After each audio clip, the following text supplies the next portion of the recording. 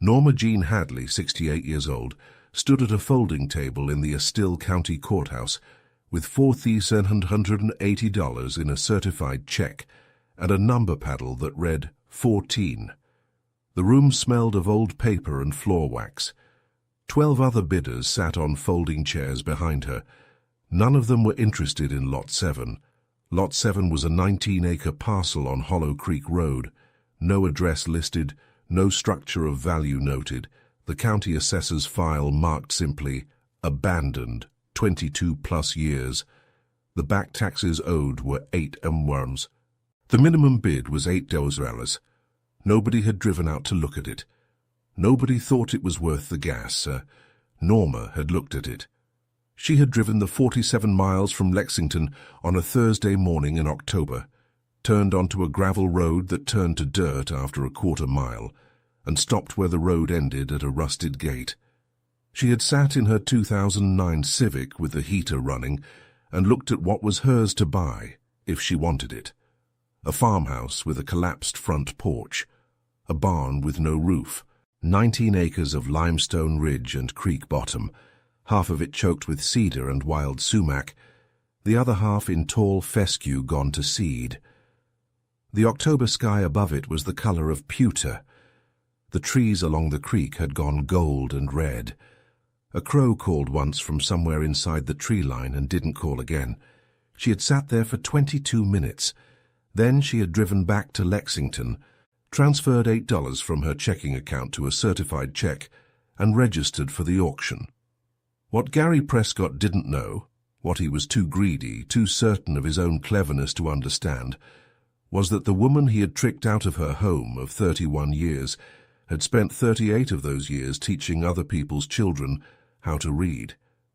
She knew how to study something carefully. She knew how to see what others missed. And what she had seen, crouching at the edge of Hollow Creek in the October cold, pressing her palm against a limestone outcropping that was warm, inexplicably, geologically warm, in 43-degree air, was something Gary Prescott would have given everything he owned to find first, but he hadn't looked. He never looked at things that didn't seem worth anything. That was always his mistake. But what Gary Prescott didn't know was that the property nobody wanted, the 19 acres of cedar and creek bottom that sold for $8 on a Tuesday morning in November, was sitting directly above one of the most significant artesian formations in Estill County. And Norma Jean Hadley, retired schoolteacher, a woman who had spent 38 years noticing the things other people walked past, had already felt the warmth coming up through the limestone. She didn't know what it meant yet, not exactly, but she knew it meant something. Teachers always do. If you've ever felt invisible, if you've ever had something taken from you by someone who assumed you were too old, too tired, too alone to fight back, this story is for you. Because what Norma Jean did with $8 and a rusted gate and 19 acres of land nobody wanted is the kind of thing that makes you believe, all over again, that it is never too late. Subscribe to Dreams Don't Age and stay with me until the end. Because what she found under that creek is something Gary Prescott is still losing sleep over. Welcome to Dreams Don't Age.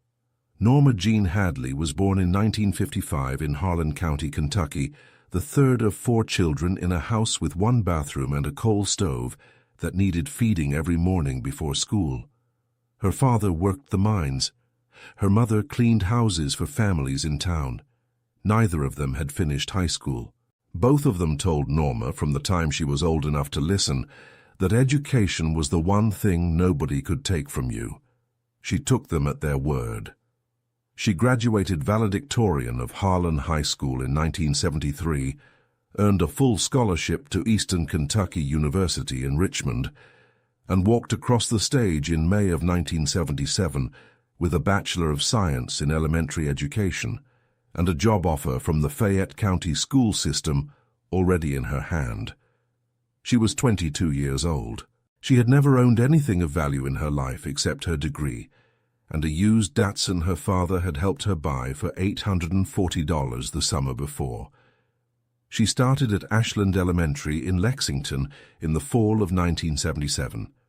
She taught second grade for 7 years, then third grade for the next 31. She was the kind of teacher parents requested by name, the kind who stayed late on Tuesdays to help kids who struggled with reading, who kept granola bars in her desk drawer for children who came in hungry, who sent birthday cards through the school mail system to former students long after they had moved on to middle school. She knew the names of their siblings. She remembered what scared them. When a child named Marcus came to school in January of 1998, wearing the same shoes he had worn in September, too small now, worn through at the toe, Norma bought him a new pair herself. Size 4, 31.48 at the Walmart on Richmond Road.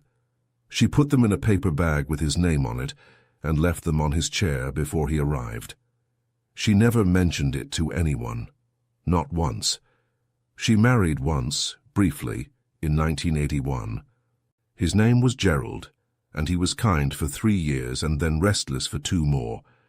And by 1986 they had agreed, quietly and without lawyers, to go their separate ways. There were no children. She had wanted them, and then at some point she couldn't precisely identify, had accepted that her students were the closest thing she would have. She was at peace with this. She genuinely was. She bought her house on Clover Hill Drive in Lexington in 1991 for $87,400. 30 years later, it was appraised at $193,000. It had 3 bedrooms she used for sleeping, reading, and storing the books she couldn't fit on the shelves. There were many. A kitchen with a bay window she had added in 2003 at a cost of $6,200, and a garden in the back where she grew tomatoes, peppers, and 4 kinds of basil every summer. She had paid the mortgage faithfully for 22 years and paid it off in March of 2013. She celebrated by going to Murphy's Irish pub with her colleague Barbara, drinking 1 glass of Chardonnay, and going home to bed at 9:30. She retired from Fayette County Schools in June of 2017 after 38 years. Her pension was $1,340 a month. Her Social Security was $892 a month. She had $61,200 in a savings account she had built slowly over decades, $200 here, $400 there, the way her parents had taught her. She had no debt. She had a good doctor, a reliable car, and a garden that reliably fed her through August and September. She was, by every measure she understood, secure. Gary Prescott called her in March of 2020. He was, on the phone, exactly what a person in his position needed to be. Warm, unhurried, knowledgeable. He explained that he worked with a firm called Prescott and Associates, a name he and his brother Nolan had chosen specifically for its suggestion of scale and establishment, and that he specialized in helping retired homeowners in Kentucky access the equity in their properties to supplement their fixed incomes. The world was changing, he said. Interest rates were favorable. There were programs she might not know about. Would she be interested in a conversation? She said she would think about it. She did think about it for 2 weeks. She called Barbara, who said it sounded complicated, but that Gary had come recommended by someone at their church. She called her bank, who said refinancing was a personal decision. She asked no one who would have told her to hang up the phone. In April of 2020, she sat across from Gary Prescott in a conference room on Nicholasville Road and signed 94 pages of documents. Gary was in his early 50s, tanned, with the kind of easy smile that suggested he had never spent a sleepless night worrying about money. His brother Nolan sat beside him, quieter, more precise, in a grey suit that cost more than Norma's monthly pension check. Nolan was the one who pushed the papers across the table and indicated where she should sign. He did not suggest she read them. When she paused at a section on page 31 that she didn't immediately follow, Nolan said, "Standard language," in a voice that made standard feel like a kindness offered to someone who needed help with simple things. Boilerplate, he said again on page 47, and again on page 68. She was 65 years old. She had trusted people her whole life. She trusted them now. What Gary and Nolan had engineered was a predatory adjustable rate mortgage structured to appear stable for 18 months and then balloon to payments she could not make. It was buried in clauses on pages 31, 47, and 68 of the document she signed. Nolan had drafted it. Gary had sold it. They had done this to 11 other retired homeowners in central Kentucky in the previous 3 years, 8 of whom had already lost their properties. They knew precisely what they were doing. They had done it before. They would have done it again. By January of 2022, Norma's monthly mortgage payment had increased from the $612 she had been told to expect to $2,147. Her total monthly income was $2,232. The difference was $615 she did not have. She called Gary Prescott 14 times over 6 weeks. He returned none of her calls. She wrote 3 letters to the address on her paperwork. 2 were returned unopened. She visited a legal aid office on a Thursday afternoon and waited 2 hours to speak with a paralegal who told her, gently, that her situation was difficult and that her options were limited and that she should perhaps speak with a housing counselor. She understood then that no one was coming to help her. She paid what she could for 3 months, drawing from the $61,200 in savings she had spent decades accumulating. By April of 2022, she was 4 months behind. By September, the foreclosure process had begun. She sat at her bay window on a Tuesday evening in October, the last tomatoes still on the vine in the garden, and let herself cry for exactly 20 minutes. Then she washed her face, dried her hands on the kitchen towel, and sat at the kitchen table with a notepad and a calculator. She had $4,780 left. She needed a plan. The eviction notice arrived on a Wednesday, affixed to her front door with a strip of orange tape that left a residue on the wood she could not fully remove. It gave her 30 days. She called Nolan Prescott's office that afternoon. A receptionist answered, placed her on hold for 4 minutes and 30 seconds, and then returned to tell her that Mr. Prescott was unavailable. She called Gary's cell phone, the number that had once rung on the second tone, and heard 3 rings followed by a voicemail that was no longer accepting messages. She drove to the office on Nicholasville Road on Thursday morning. The suite was still occupied by Prescott and Associates, but a young woman at the front desk told her that Gary was traveling and Nolan was in deposition. She asked when they would be available. The young woman smiled the practiced smile of someone who had been given instructions about callers like Norma, and said she would pass along the message. Norma stood in that lobby for a moment. She was wearing a blue cardigan she had owned since 2009, and her reading glasses were on a chain around her neck, and she was carrying a canvas bag with her paperwork in a manila folder. Every document, every payment confirmation, every letter, organized and tabbed. She had been a teacher for 38 years. She organized everything. Nobody in that lobby looked at her. She was a woman in her late 60s with reading glasses on a chain and a canvas bag, and she was invisible in the way that such women are made invisible in such places by such people. She drove home. She made tea. She sat at the bay window and looked at the garden she would not be here to plant in spring. The foreclosure sale was held on December 8, 2022, at 10 in the morning, on the steps of the Fayette County Courthouse. The temperature was 29 degrees. 3 people attended: the attorney representing the bank, a representative from a property investment firm, and Norma Jean Hadley, who stood to one side in her wool coat with her hands in her pockets and watched a stranger's hand accept the documentation for a house she had owned for 31 years. It took 11 minutes. She had brought nothing with her to hold on to. No photographs, no lucky object. She had decided deliberately not to. She stood straight throughout. When it was over, she walked to her car alone, sat in the driver's seat and put both hands on the steering wheel. The courthouse clock showed 10:14. The heater hadn't warmed up yet. She could see her breath. She sat there for a long time. She did not start the car.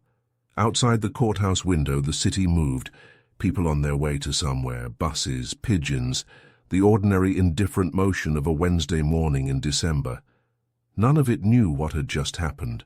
The world did not pause for a retired schoolteacher losing her house on the steps of a courthouse in 29-degree cold. The world did not pause for her.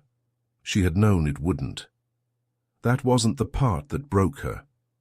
The part that broke her, sitting there with her hands on the wheel and her breath making small clouds in the unheated car, was simpler than that. It was just the bay window.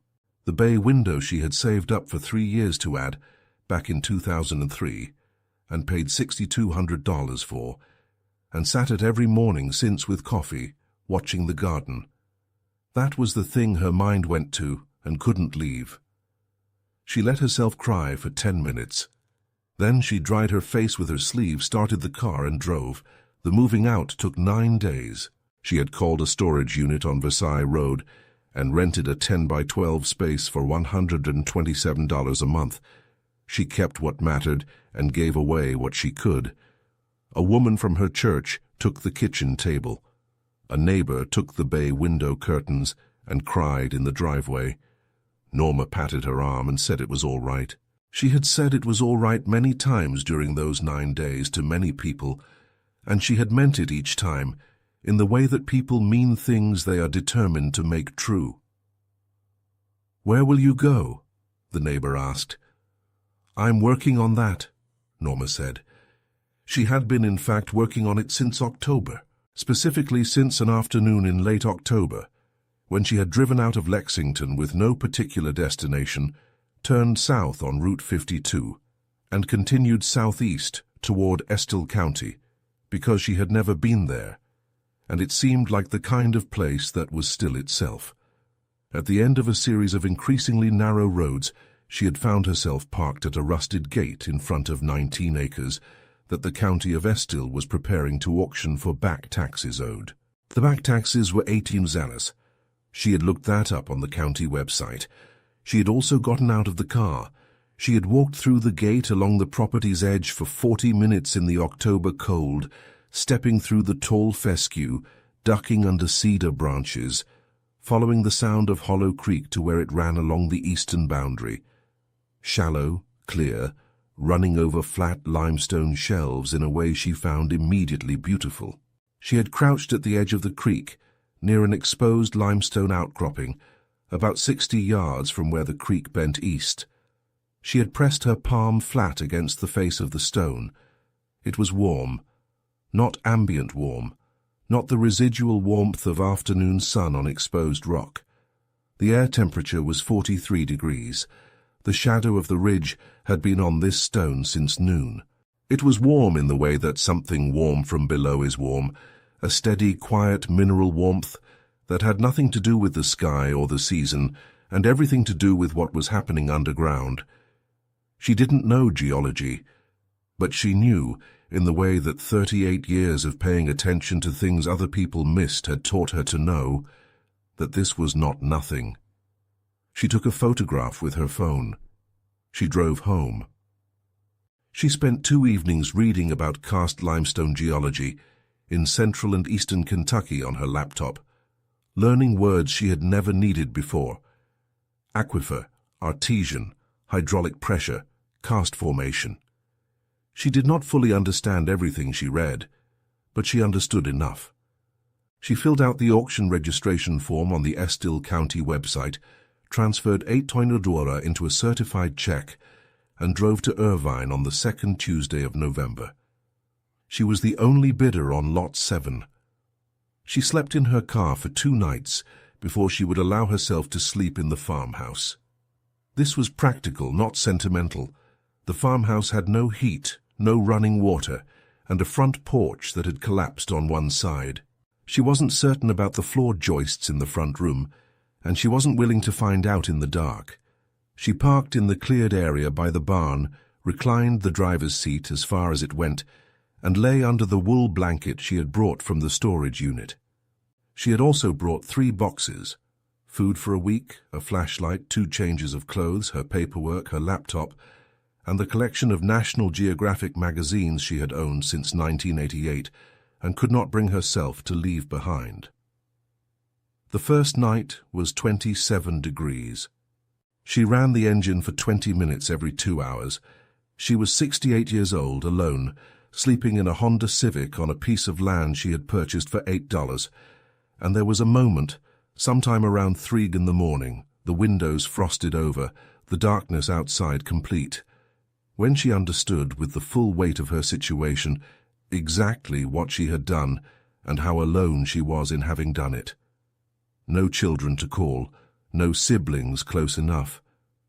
Barbara would have come if she'd asked, but she hadn't asked. She hadn't asked anyone for anything in a very long time, and she was not going to start now, and she was not going to regret that either. She let herself feel it completely. Then she turned the engine on, held her hands over the heating vents, ate half a granola bar and thought about the warm limestone. By the 3rd day she had tested the floor joists in the front room. Solid, old-growth oak, not a soft spot in any of them. Swept out the worst of the debris, confirmed that the wood stove in the main room was structurally intact, if not yet functional, and laid a sleeping bag on the floor in the back bedroom with a battery-powered lantern on the windowsill. She had $4,164 left. That was after the $8 for the property, $8 for a gas can at the station in Irvine, and $0 for 2 nights in her own car. She made a list: firewood, propane, a water container for hauling from town until the well situation was assessed, basic tools. She had never thought of herself as a person who owned tools. She was reconsidering many things. On day 5, a truck came down the gravel road and stopped at the gate. She watched it from the window. A man climbed out, older, heavyset in Carhartt overalls and a feed cap, and stood looking at the farmhouse for a moment before he saw her in the window. He raised his hand. She went outside. His name was Earl Dunbar. He was 74 years old, and he had farmed the land adjoining her eastern boundary for 39 years. He said he had seen her Civic parked by the barn and had wanted to make sure nobody was squatting on the old Hager property. "It's my property," she said. "I bought it at the tax auction." He looked at her for a moment. "You the school teacher?" She said she was, and he said he had heard something like that from somebody at the courthouse, and he didn't say anything further about the circumstances, and she appreciated that more than she would have been able to explain. He told her the well on the property was probably still good. The Hager family had drilled it in 1974, and the casing looked intact from what he could see. He told her where to get firewood cut to length for a fair price. He told her who at the feed store in Irvine was honest and who was not. Then he said he had a propane heater in his barn that he hadn't used in 3 years that she was welcome to borrow if she needed it.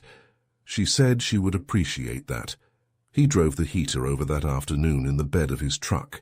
He didn't offer to carry it in, which she respected. She carried it in herself, which he watched without comment. Then he drove back down the gravel road and left her to it. She stood in the main room with the propane heater running and felt something shift very slightly inside her chest. Not hope exactly, not yet. But the space where hope eventually comes from cleared a little. She moved in formally on the 22nd of November, 2 days before Thanksgiving. She had spent the previous 2 weeks making the farmhouse minimally habitable.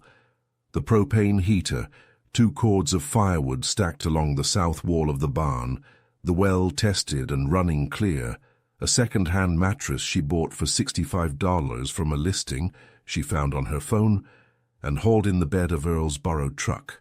She had washed the windows with vinegar and old newspaper, the way her mother had done, and the light that came through them now was clean and cold and clear. She had scrubbed the kitchen floor on her hands and knees. In a closet off the main room she had found, left behind by some previous inhabitant, a rocking chair, old maple, the joints still tight, the finish worn to a silver smoothness on the arms. She had carried it to the front of the house and set it where the porch had been. The drive from the storage unit took 40 minutes. Her Civic held everything she was keeping: 3 boxes, 2 bags, the National Geographics, and a flat of tomato seedlings she had started on a heating mat at Barbara's kitchen table 3 weeks before. Because she had decided she was going to grow tomatoes on this land in spring, and that was the end of it. She turned off Route 52 onto the county road, off the county road onto gravel, off the gravel onto the dirt track that was hers. She drove through the gate she had left open. The light was going by 4 o'clock in late November. The ridgeline to the west was backlit orange and violet. The cedars were black against it.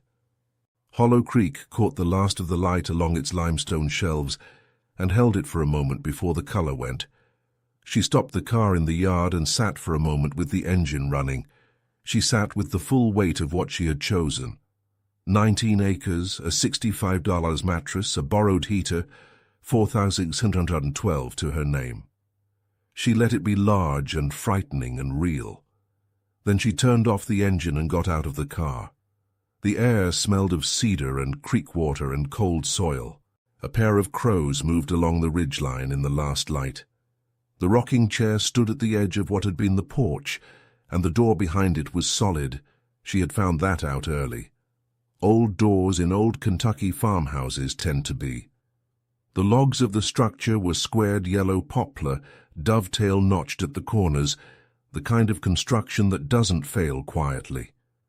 The house had been standing since 1891. It intended to stand further. She carried in the first box. That night she ate canned soup heated on a camp stove and read by lantern light with the propane heater running at her feet and the rocking chair brought inside near the wood stove, which she had finally figured out how to draft correctly. Outside, the temperature dropped to 18 degrees. Inside, she was warm. The old walls held the heat with a quiet stubbornness she found, more than anything else that had happened to her in the last 2 years, deeply comforting. She slept without dreaming. She was awake at 5 o'clock the first morning. Old habit. She had woken at 5 for 38 years to be at school by 7, and retirement had not changed it. She made coffee on the camp stove, carried it to the rocking chair, and made her list for the day by lantern light. The list was long. The collapsed front porch was structural priority 1. Without it, the door threshold was exposed to weather and the front wall was taking moisture. She had watched 14 videos on YouTube about timber frame porch reconstruction and knew more than she had ever expected to know about ledger boards and post bases and joist hangers. She had priced the materials at the Marsh Hardware and Feed in Irvine, a store she had found in her second week.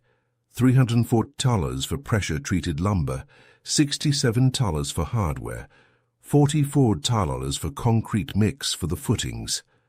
Total, $451. The owner of Marsh Hardware was a woman named Bet Marsh, 61 years old with reading glasses pushed up into silver-streaked hair, and the manner of someone who had been answering questions for a long time and found most of them reasonable. When Norma came in that first time and explained what she was doing, Bet didn't react the way some people reacted, with a kind of performative concern that was really skepticism in better clothes. She looked at Norma's list, made 2 suggestions about post sizing, and knocked $12 off the lumber, because she gave that discount to everyone in the county who was repairing rather than demolishing. Neighbor discount, Bet said. You're a neighbor now. Norma thanked her and drove back to Hollow Creek Road with the truck bed full, and the next morning she began. She had never poured a concrete footing in her life. The first one was wrong, too shallow, not quite level, and she broke it out with a mattock the following day and did it again. The second one was right. She did 4 more over the next 3 days, working in the cold morning hours when the ground was firmest, stopping when her hands stiffened too much to feel the tools correctly.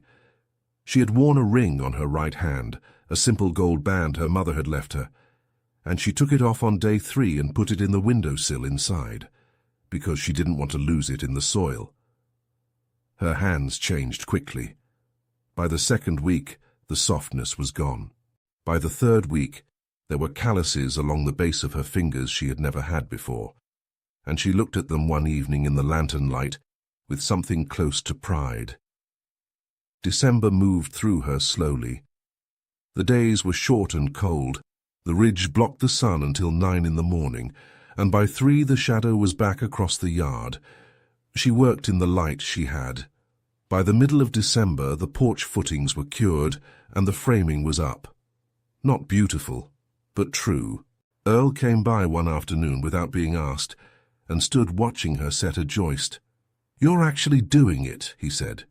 He sounded, if not surprised, then something near it. "Of course I am," she said. He was quiet a moment. "People around here figured you'd be gone before Christmas," he said. "No offense meant." "None taken." She tapped the joist into the hanger. "Hand me the hammer?" He handed her the hammer. He stayed another hour. She appreciated the company in a way she hadn't expected to. A cat appeared on December 19th, orange tabby, young, thin in the way of outdoor cats in cold weather, materializing from somewhere in the cedar thicket along the creek, as though he had been waiting for a reasonable moment to introduce himself. He sat on the porch framing and watched her work with a directness she found extremely familiar. The directness of cats, who have identified which human in the vicinity is most likely to feed them and have already made their decision. She fed him. She called him August, for no reason she could precisely articulate except that it seemed like the name of someone who had seen things and was not easily impressed. He slept on the end of the mattress. She didn't stop him. By January she had begun on the barn roof, the section she could reach safely from a scaffold she had built from rented equipment and a tutorial she watched 3 times before starting. She learned that she was not afraid of heights, which was new information. She learned that she was stronger than she had thought, which was not. She learned that Kentucky limestone country in January is beautiful in a way that is not soft or gentle. It is bare and severe and silver gray and exactly honest. She called Barbara on Sundays. Barbara asked if she was all right. She said she was. She did not say, "I am better than all right. I am learning what I am made of at 68 years old," which I would not have discovered any other way. She said she was fine, and the heat was working and the cat was good company. She ate simply. Oatmeal in the mornings, canned soup or beans and rice in the evenings, the occasional egg from a dozen she bought at Marsh Hardware from a woman who sold them from a cooler by the door. She was not hungry. She was working hard enough that her body demanded feeding, and she fed it, and that was enough. Her pension and Social Security arrived reliably every month, $2,230 in total. Her costs, food, fuel, materials, were running approximately $100 a month. She wrote these figures down every Sunday evening in the same notepad she had used for her teaching lesson plans. The habit of accounting for things gave her a pleasure she recognized as deeply ordinary and did not apologize for. In February, she found the first real problem. A section of the back wall, 6 logs roughly 8 feet, where the chinking had failed completely, and the logs behind it were soft with decades of water intrusion. She stood in front of it for a long time in the February cold, feeling the air moving through the gap, and then she took out her phone and called Bet. Bet knew a man named Denny Cooper, who did log restoration work in 3 counties. Denny was 57, worked alone, drove a truck that looked like it had strong feelings about its own reliability. He came out on a Saturday, looked at the wall for 5 minutes, and gave her a number, $2,100 for materials and labor. She said yes. While Denny worked, she worked beside him, mixing mortar, handing materials, learning the technique by watching his hands, and then doing what they did. He was not talkative, but on the second day he said without preamble, "You're a natural at this." She said she was a teacher. He said that tracked. She asked why. He said because teachers didn't get proud when they didn't know something. They just paid attention until they did. She thought about that for a long time afterward. By March, the porch was finished, the back wall was restored, the barn had a working roof over 2/3 of its length, and the farmhouse was warm and tight and clean. She planted the tomato seedlings in the kitchen window. She righted a fence line along the eastern boundary with posts she had cut from cedar on the property. She dug a kitchen garden behind the house, working the soil with a borrowed tiller and the compost she had been building since December. One evening in late March, after the day's work, she carried the rocking chair out to the restored porch and sat with August in her lap and a cup of coffee going cold in her hand. The creek was running high with snowmelt from the ridges, and it caught the last light the way she had first seen it catch the last light in October, in long pale runs over limestone shelves. The tomato seedlings on the kitchen windowsill had their first true leaves. She sat there until full dark. She did not think about Gary Prescott. She had, she realized, not thought about Gary Prescott in several weeks. This, she thought, was what winning looked like. Not a confrontation, not a check. Just this, the porch she had built with her own hands, the creek she had chosen, the cat warm in her lap, and the complete and absolute absence of the people who had tried to determine her worth for her. It was April 15th when she found it. She had been clearing brush from the eastern boundary, cedar and sumac that had overtaken the creek bank, working with loppers and a handsaw, cutting back toward the limestone outcropping she had noticed in October. The day was warm for mid-April in Kentucky, 61 degrees with a high thin overcast that softened everything. August followed at a distance, investigating the brush piles she left behind. She had almost missed it. She was cutting the last line of sumac from the base of the limestone shelf when her loppers struck something metal, a dull clank, not a ring, the sound of something structural. She pulled the sumac back with her hands.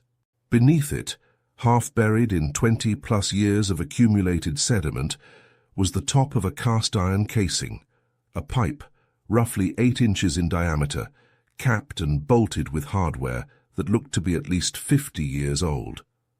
She sat back on her heels and looked at it. She pressed her palm against the limestone above it, still warm. She dug around the casing with a trowel for 40 minutes. The pipe went down into the rock. She couldn't see how far. As she cleared the sediment from the cap, she found an engraved plate set into the metal, Hager, 1961, with the stamp of a drilling company below it that she couldn't fully read. She stood up. She took a photograph. She went inside and read about karst aquifer development in Kentucky for 2 hours. And then she drove into Irvine and used the county library's computer to find the contact page for the Department of Earth and Environmental Sciences at the University of Kentucky. She sent an email at 4:47 in the afternoon. She described what she had found: the warm limestone, the cast-iron casing, the 1961 drilling date, the location in Estill County. She asked if someone could tell her what she might be looking at. At 9:22 the next morning, Dr. Owen Calloway replied. He drove out from Lexington on a Thursday, a man of 44 with the quiet, careful manner of someone who spent most of his time listening to what the ground was trying to say. He brought a probe and a meter and a backpack of equipment she couldn't name. He spent 3 hours at the casing and at the limestone shelf and along the creek, measuring and collecting and writing in a waterproof field notebook. She made lunch. She brought it out to him. He thanked her without looking up. At 2 o'clock he came to the porch where she was sitting with August and stood at the bottom of the steps with the field notebook open in his hands. "Mrs. Hadley," he said, "do you understand what you found?" She said she had a general idea but would appreciate specifics. What he told her over the next 20 minutes was this. The casing was a capped artesian well drilled in 1961 by the Hager family, who had hit an unexpectedly significant aquifer in the karst formation underlying this section of the ridge.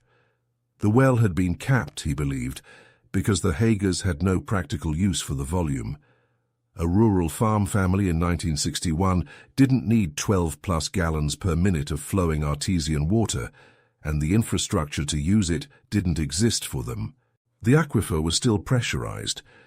The mineral content, based on his preliminary field sample, was consistent with formations in eastern Kentucky that had supported commercial spring water operations. The water temperature at the cap was a consistent 59 degrees, indicating a deep and exceptionally stable source. "What's the value?" she asked. Directly, the way she had learned to ask things directly. He gave her a range. For water rights and development of a spring water operation on this property, she could reasonably expect offers between $380,000 and $620,000, depending on minerals confirmed in full laboratory testing and on commercial buyer interest. If she chose to develop it herself, a bottling arrangement or supplying a municipality, the annual revenue projections were considerably higher. She sat very still. "The laboratory results will take 3 weeks," he said. "I'll send them to you directly." She thanked him. He drove back to Lexington. She sat on the porch for a long time. August sat on the railing beside her. The creek ran below in the April light. Then she laughed. It started quiet and became something larger, and she let it become that, because there was no one to see and no reason to contain it. $8. She had paid $8. Gary Prescott called her on a Thursday in June. She recognized the number. She still had it in her phone, listed under the name she had changed it to at some point in January. "Do not answer." She let it ring. He called again, Friday. Saturday he left a voicemail. The voicemail was warm in the exact way his voice had been warm in March of 2020. He said he had heard, through county records which were public, that she had acquired a property in Estill County and that there had been some commercial interest in that property. He said he happened to have contacts in that space. He said he would love to reconnect. She listened to the voicemail twice. Then she called Kyle Emerson. Kyle was 27 years old, first year of practice, and he had been her student in the 3rd grade of Ashland Elementary in 1998. He had found her, not the other way around. While researching predatory lending for a law school seminar paper in late 2022, he had come across a pattern of complaints in Central Kentucky court filings and followed it to Prescott and Associates, and then, through the foreclosure record, to Norma Jean Hadley of Clover Hill Drive, Lexington. He had written her a letter. She had called him the same day it arrived. She said, "Gary Prescott left me a voicemail." Kyle said, "Don't call him back." She said, "I wasn't going to." Gary arrived on a Wednesday in late June in a silver Mercedes SUV that was inappropriate for the last half-mile of gravel and entirely inappropriate for the dirt track from the gate. She heard the car before she saw it, the sound of expensive tires on stones they weren't designed for. She was on the porch when he pulled into the yard, and she had a cup of coffee in her hand, and August was on the railing beside her, and she did not stand up. He got out of the car looking like what he was, a man who had come somewhere he hadn't planned to come, for something he was going to have to ask for, from someone he had assumed was incapable of being unavailable. He was wearing a sport coat. The yard got his shoes dusty almost immediately. "Norma," he said, "it's good to see you." She looked at him over the rim of her cup. "Mr. Prescott." He talked for several minutes. He talked about the area, the property, the commercial interest he had been hearing about. He talked about his contacts and his network, and how these things worked best when handled through people who understood the landscape. He talked about how he had always wanted to make sure she landed on her feet. His voice was smooth and warm and completely without shame. She let him finish. She gave him the entire speech, uninterrupted, the way she had once given third graders the time to finish a wrong answer before she gently showed them where their reasoning had broken. Then she said, "I have an attorney. His name is Kyle Emerson. Here is his card." She held it out at arm's length. He walked up the porch steps to take it. Up close, she could see that he had aged in the 2 years since she had sat across from him in the conference room on Nicholasville Road. Something around the eyes. The ease had become a performance of ease, and the difference was visible now that she was looking for it.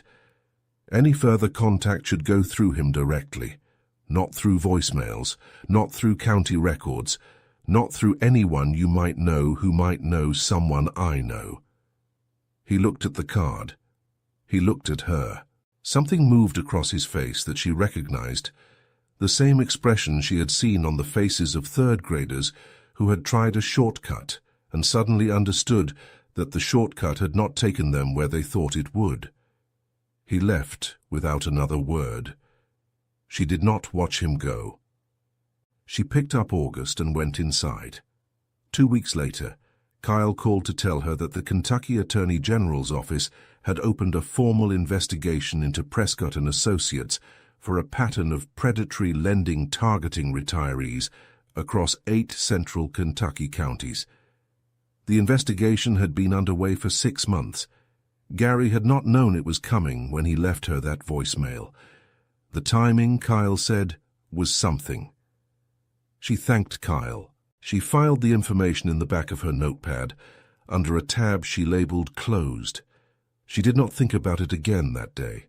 It was August when the laboratory results arrived from the University of Kentucky, and the mineral profile of the Hollow Creek artesian source was everything Dr. Calloway had expected it to be. She received 2 formal offers by October. She accepted the smaller one, $412,000 for the water rights and a 20-year licensing agreement with a Kentucky regional bottling company, because the smaller offer came from a company that had agreed to hire from within the county and maintain the land as she had maintained it. She put $61,200 aside in a new savings account. That was exactly what she'd had before Gary Prescott called her in March of 2020. She thought that was appropriate.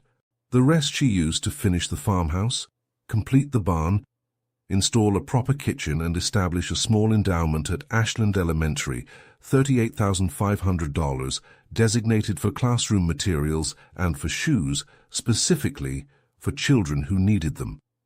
She grew tomatoes that summer, 4 varieties. She ate them in August standing at the kitchen window, still warm from the vine. Earl came for dinner on a Sunday in September with his wife Rose, a quiet woman who brought chess pie and stayed until 10. Betty Marsh came to the housewarming in October with her daughter and 3 members of her church. Denny Cooper came alone and stood in the back, looking at the log restoration work with the satisfaction of a man inspecting something built to last. Kyle came. Dr. Calloway came with his wife. August sat on the porch railing and observed the proceedings with characteristic composure.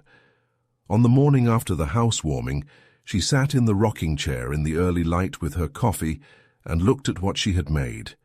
The porch she had built board by board in the December cold, the garden putting out the last of the season, the barn standing solid against the ridgeline, the creek she could hear below through the cedar. 19 acres. $8. She thought about what her father had told her, sitting at the coal stove on winter mornings in Harlan County before school. Education is the one thing nobody can take from you. He had meant a degree, a credential, something earned and certified and held in your hand. He had also been right in a larger way than he knew. What nobody could take from you was what you knew how to see, what you knew how to do with your hands once you decided to use them, what you discovered about yourself when everything that wasn't you had been stripped away. If you've ever been told you were too old, or too alone, or too far past the point where starting over was a thing that people like you got to do.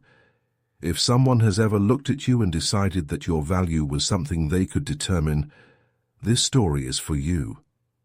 Because it isn't. It never was. What Norma found on $8 and 19 acres of limestone and creek bottom wasn't just water. It wasn't just money. It was proof of something she had spent 68 years being without ever having to prove it to anyone. She had looked. She had paid attention. She had seen what others missed. She always had. Subscribe to Dreams Don't Age. Share this with someone who needs to remember that it is never too late. Leave one word in the comments that describes what Norma Jean Hadley means to you. And come back next week, because we have another story waiting. And it starts, like all the best ones do, with something everybody walked past for years without stopping to look. This story is a work of fiction created for entertainment and inspiration. All characters, events, and locations are fictional. AI-generated images and videos were used to illustrate and dramatize the narrative.